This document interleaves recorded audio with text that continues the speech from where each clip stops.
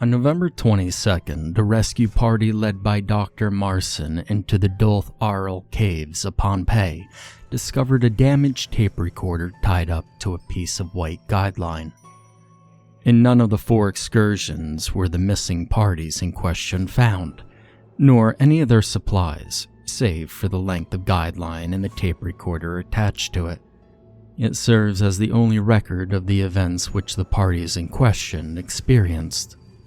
17 entries of substantial length were recorded, as well as several shorter entries that appeared to have been recorded by mistake, as no speech is audible for their duration.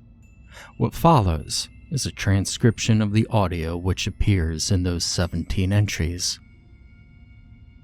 This is Dr. Mason Perry, September 12, 1996, aircraft over the Pacific Ocean. 4:41 p.m. Pacific Standard Time.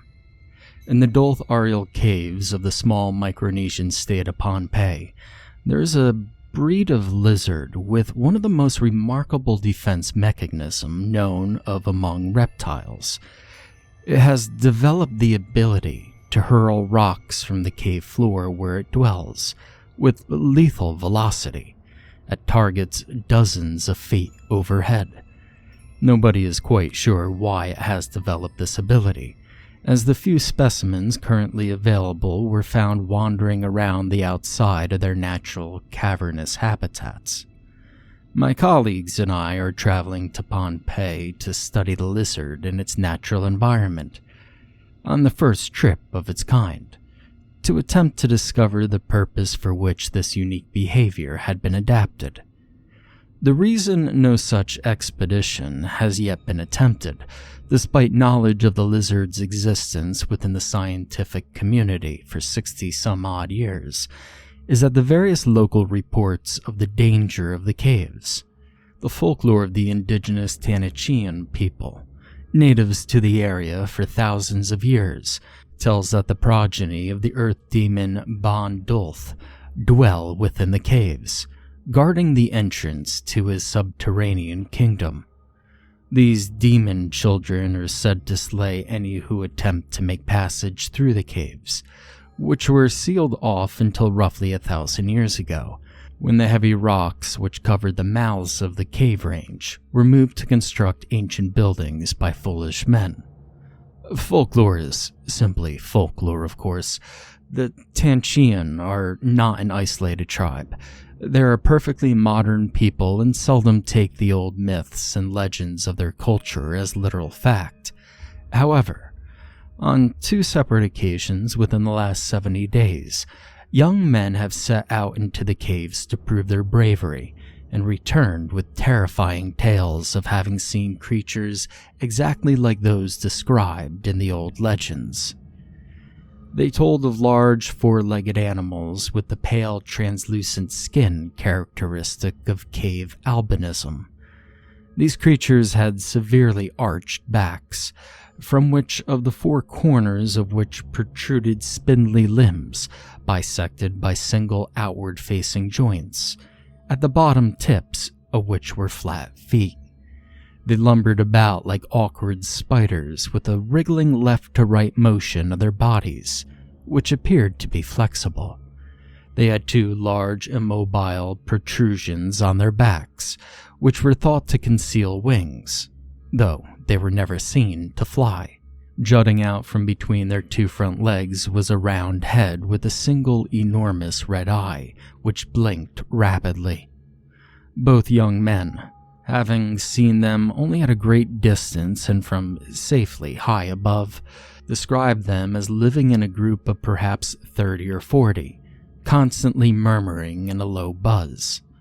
When this group spotted the young intruders, they suddenly let out a high-pitched shriek, which in both cases frightened off their visitors. The latter young man claims that he was initially immobilized with utter terror, and was able to summon the strength to run only after they darted toward him with terrifying speed.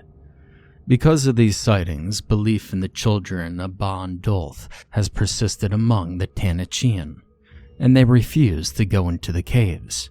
My colleagues and I suspect that what the young men believe they experienced was heavily colored by the local legends.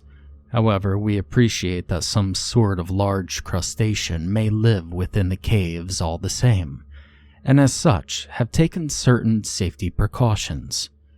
We have brought binoculars with night vision capabilities so that we can make our observations at a safe distance for any cave life and without the need for artificial light sources which might alert it to our presence. To the latter end, I am taking research notes verbally with this dictaphone to avoid the need for light by which to write, should our headlamps need to be turned off. Because no guides for the caves exist, we have brought several thousand feet of highly durable cord with which to mark our path as we traverse the caves. Each of the 4 of us also has semi-automatic handguns with 15 rounds. Hopefully, we won't have to use these last. This is Dr. Mason Perry, September 14th, 1996, mouth of Dulth Ariel Minor, 3:18 a.m. Greenwich Mean Time plus 11 hours. We're preparing our descent into the Dulth Ariel Minor, the smaller of the 2 largest caves in the Dulth Ariel range.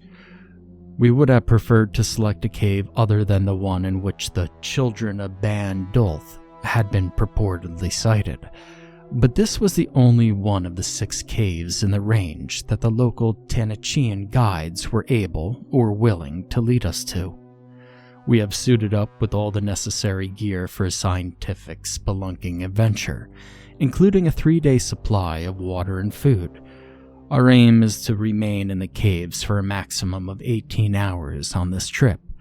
If it should happen that we need more time to find the rock-tail lizard on a single expedition, we will return better prepared for a longer stay. Still, one can never be too cautious.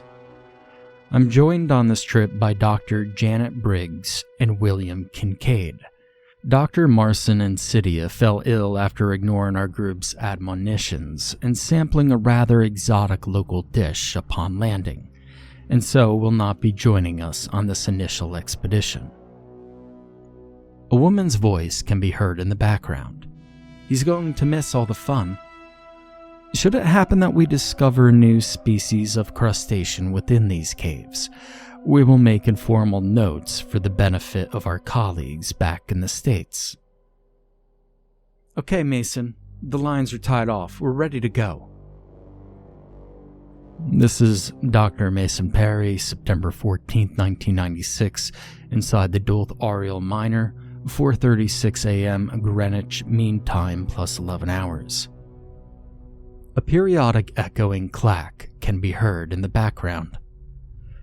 I'm currently watching a mature rocktail lizard specimen lift and sort rocks. When the lizard lifts a rock, he could turn it over several times in his prehensile tail, then set it back where he found it. If he comes upon a flaw in the rock, he tosses it up and out of the way of the cave floor. It seems as though the lizard spends some amount of his spare time making sure that its rock supply is more usable in the event of emergency. A man's voice can be heard, also hushed. "Look, Mason. A bat just flew into the ceiling."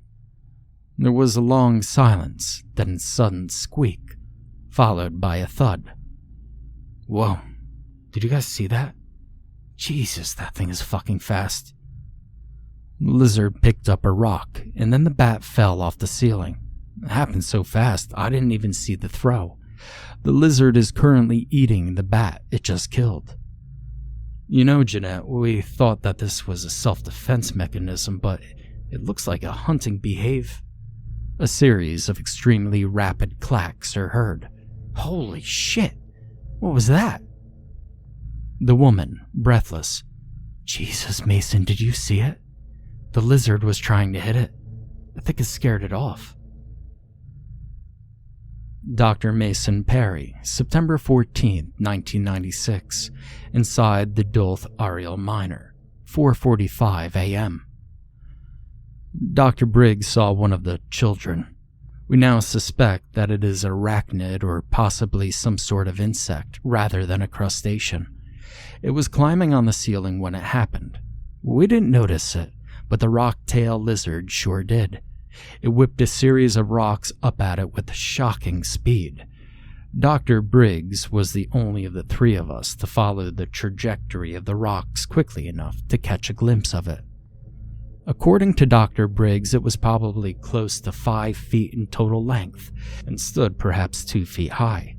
She didn't get a good look at the creature, but she did confirm a single blinking red eye in the center of its head.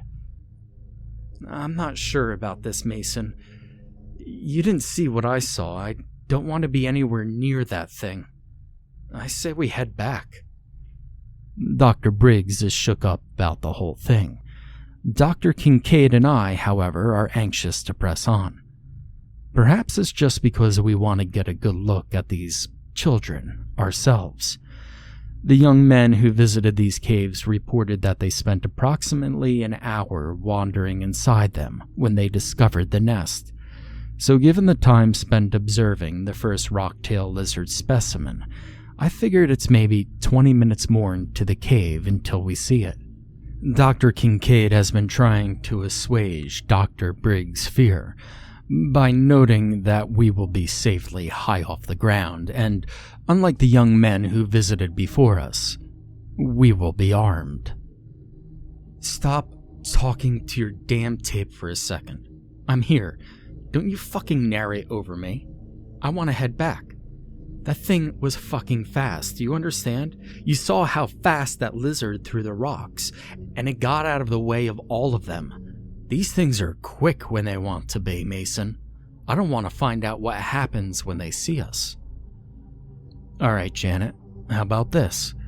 Would it make you feel better if we use the night vision from here on in? That way they won't be able to see us, so you've got nothing to worry about. I mean, Janet, you've seen animals on expeditions that we all know can kill humans easily. What's the first thing you learn about those animals? What did you say the whole way here? That if you leave them alone and stay out of their way, they won't bother you. Exactly. Look, Janet, these things are cave spiders, alright? Spiders aren't aggressive creatures. If we leave them be and stay out of their way, they can't even see us. We'll be fine. I guess. Okay, I'll go, but I want this to go on record on that little journal you're keeping. I think this is a mistake. Duly noted, Janet. This is Dr. Mason Perry, September 14th, 1996, inside the Dulth Aerial Miner. I think it's about 5:15 in the morning, but I don't want to turn on my watch light. We could see them. I don't think this is the nest that the locals describe, though. There are only 4 of them here. Everything they said about these things is true. The big eye, the spindly legs. I can't speak to the gray skin or the eyes' redness looking through these goggles, but Dr. Briggs confirmed that earlier. I was expecting the wings to be larger, though. The rigid coverings only seemed to go about halfway down the back. We're still at a pretty substantial distance, and I'm trying to stay quiet here. And even with these binoculars, I can't get enough clarity to make out a lot of details, but I don't see a mouth on these creatures. They also have 2 vertical slits just below the eye, it looks like. And I think these are nostrils of some kind, which is leading me to doubt that these creatures are any sort of arachnid or insect. And actually, hey, Bill, does that look like a tail to you? Where? The one closest to us, look carefully. It sort of follows the arch of the back, but it's just hanging there. Is that a tail? Yeah, I think it is. Are these things reptiles? No, I don't think so. The back curves down and the tail follows it. Lizard spines don't arch like that. I think these things are mammals. Yeah, well, they look hairless. That's not unheard of for subterranean animals, and it could be short fur, right? I can't tell at this distance. Okay, you've seen them. Can we please go now? Yeah, Janet, we probably should. Marson is going to want to see these things himself anyway. Ah, shit. This is Dr. Mason Perry, September 14th, 5:43 in the morning. We've retraced our steps back to the area where we first observed the rocktail lizard in action, and something's wrong.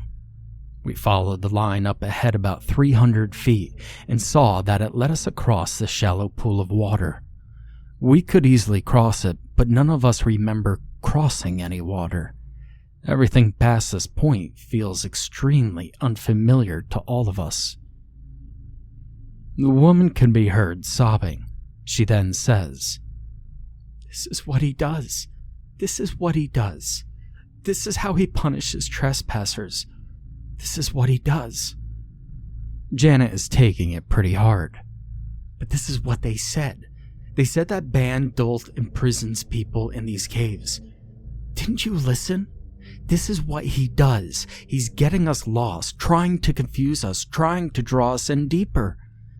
His children have seen us. They know we're here, and we gave them time. We gave them time to retie our line onto a new path that leads farther into the cave. Try to calm down, Janet. There's no cave demon is trying to get us, okay? The woman now shrieking, "But this is what he does. I wanted to turn back. I wanted to turn back. We could have turned back, but you wanted to do your fucking research, and now we're all gonna end up dead. We are dead. Do you understand me? Dead." We're going to find the line. Janet doesn't want to, but she's more afraid of staying here alone. It's possible that falling rocks or rising water have changed the terrain, and we don't realize it. If we get to the end of the line and it turns out something did bite through it, at least we'll know. The way I figure it, it'll be dawn soon. Daylight should be an easy enough source to follow to an exit if worse comes to worse. What the hell are these things? We've been following the line for about an hour, and about 20 minutes ago we saw two more of them. They were standing rear to rear with their hindquarters touching and lurching back and forth into each other, grunting and buzzing with their eyes wide open and fixed on nothing. It looked like mating. I know insects will sometimes breed end to end like this, so now I'm doubting my suspicions that they were mammalian. I don't believe they saw us, but we've turned off the headlamps just in case. We're currently proceeding with night vision from here on in. This is Mason Perry. Dr. Kincaid is gone. He slipped off an edge and hit his head before falling. I don't know where he went, and I presume he's unconscious. As soon as he fell, Janice started running. She says one of the children grabbed his ankle and dragged him down. I want to go back for him, but she refuses, and I don't have the gear or skill necessary to climb down that edge by myself. We're leaving him, I guess. Hopefully we could get someone back here in time to save him.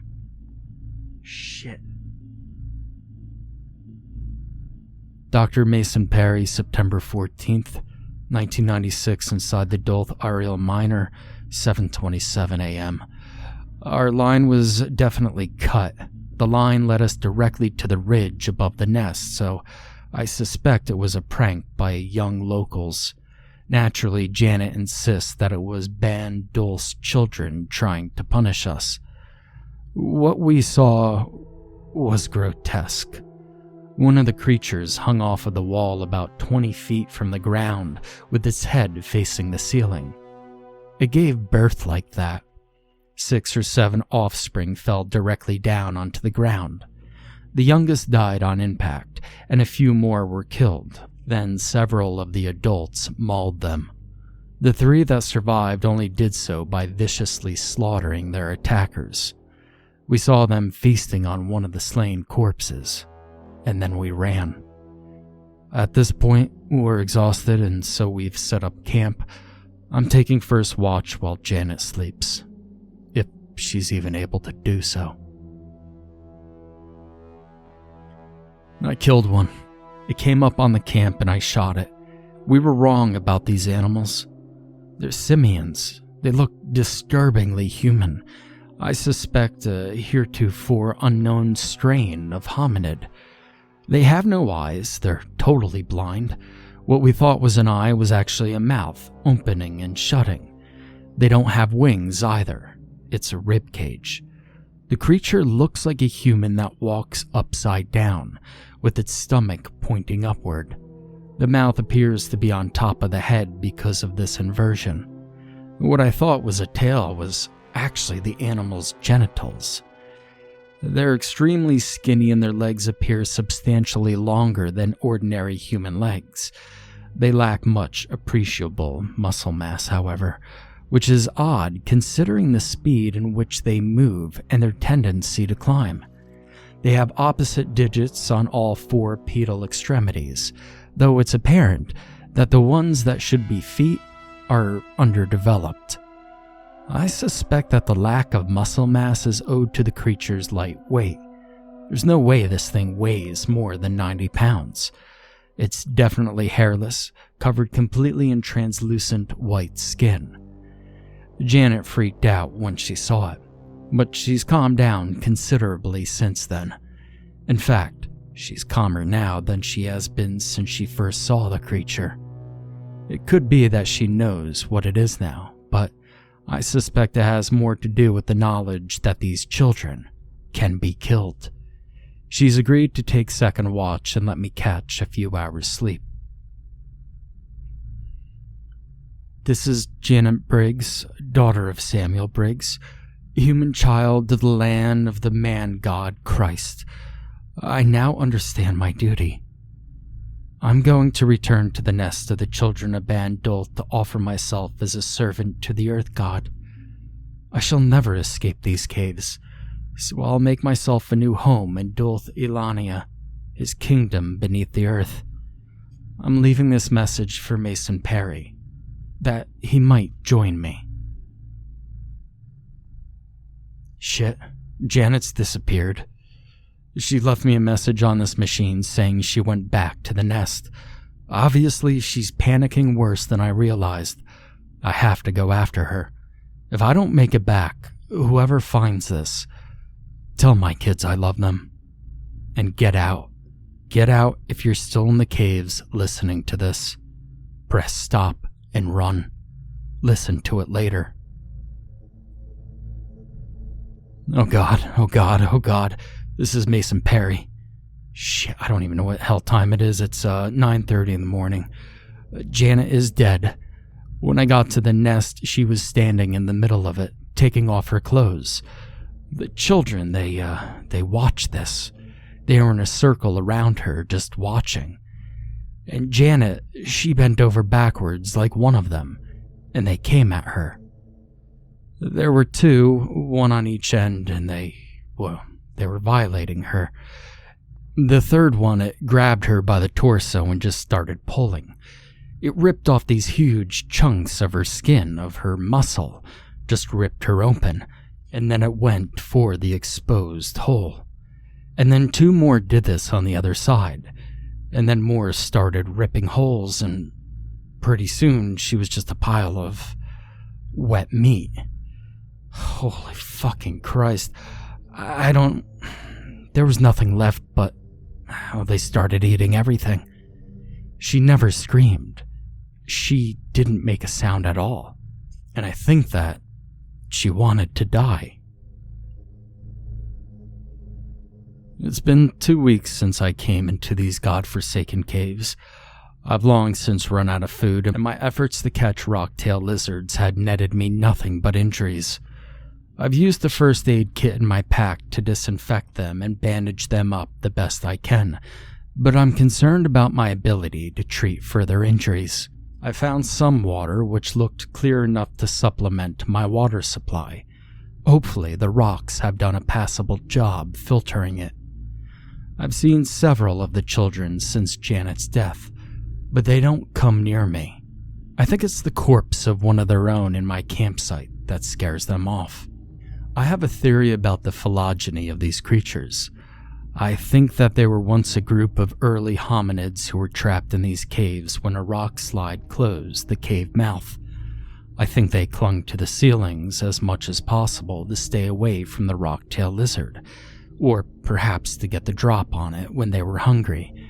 I suspect they developed their upside-down hang to give them better visibility of the tiny lizards on the cave floor, and to help them see incoming rocks. Over time, their bodies changed to accommodate this lifestyle, until they were a formidable enough predator to walk on the ground again. When outside the nest, they seemed to come down to the cave floors, only to mate. By the time the rocks were finally cleared away from the mouth of the cave, they had become so dependent on the cave's darkness that they never ventured outside.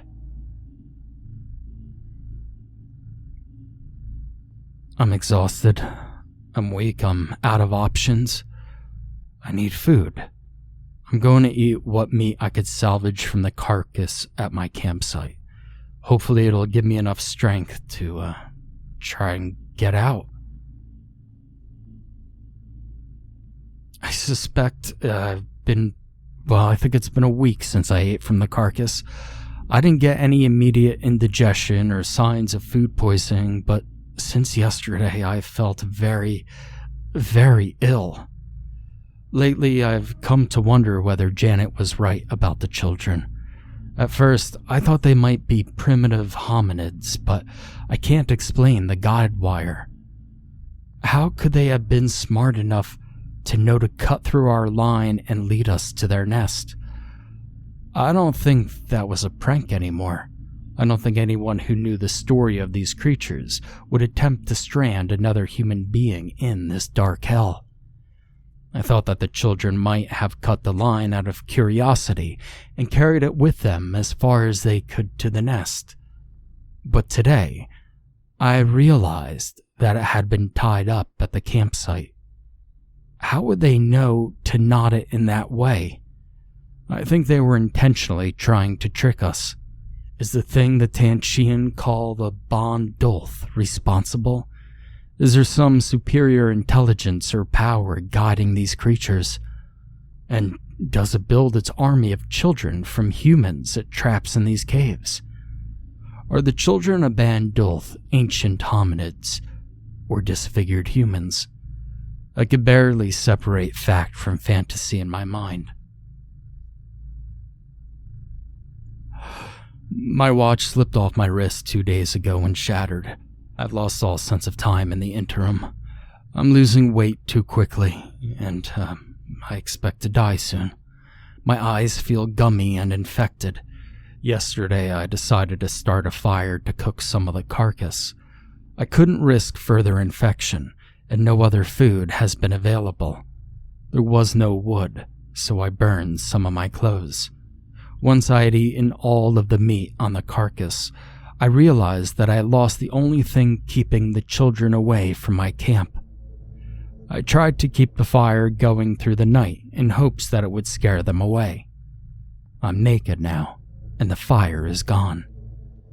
I considered trying to burn anything in this dictaphone that seemed flammable, but I've since thought better of it.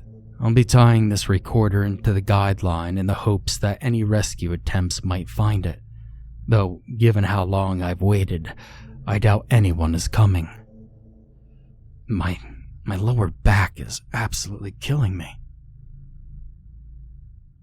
The tape ends here. According to testimony by Dr. Insidia, the rescuers spotted several of the creatures mentioned in the tapes during their second trip into the caves. On the fourth trip, when this tape was found, they opened fire on one which approached their party, scaring it away. They described this last encounter as stouter than the others, and with what appeared to be bandages wrapped around its arms.